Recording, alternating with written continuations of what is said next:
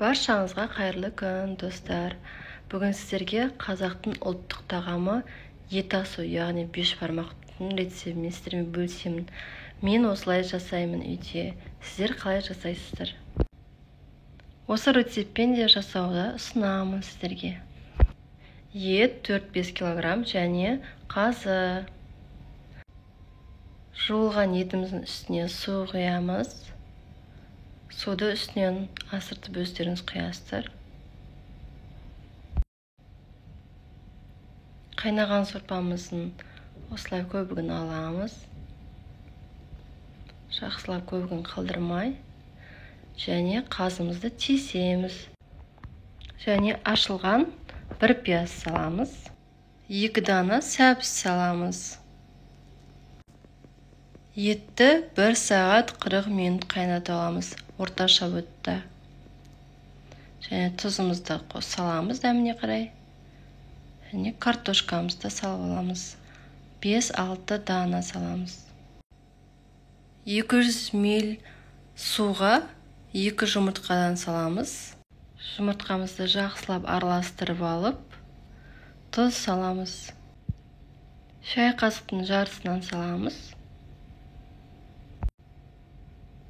Ұнымыздан 650-700 грамдай саламыз.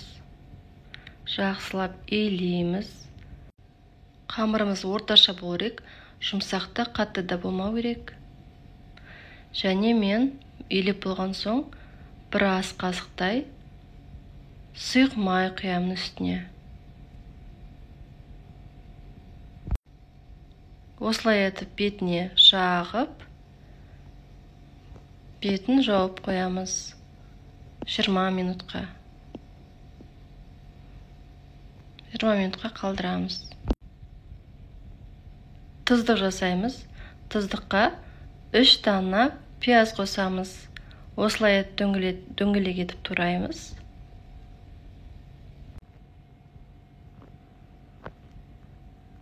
Дайын болған тұздығымызға сорпа құямыз.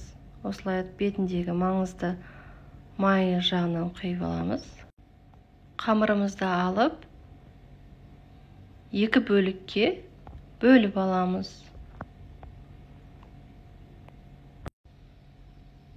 Қамырымызды 2-ге бөлдік. Енді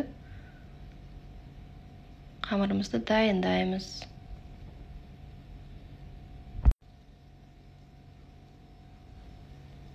Қамырымызды енді жаямыз, домалақ етіп.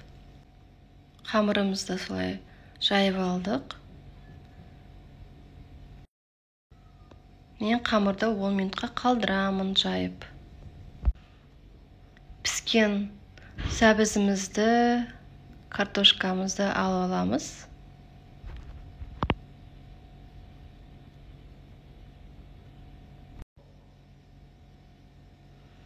Және етімізде дайын болды. Етімізде сүзіп аламыз.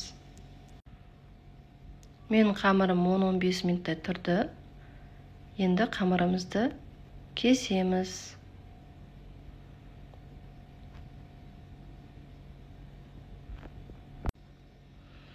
Осылай етіп кесіп алдық, мінекей.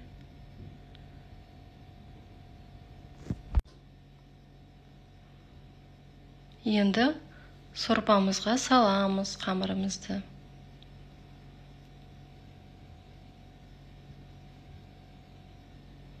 Жеті минуттай қайнатып аламыз қамырымызды. Және дайын болған соң сүзіп аламыз 7 минуттан кейін. Тұздығымызды қамырдың үстінен саламыз. Және еттің бетіне осылай етіп салып шығамыз.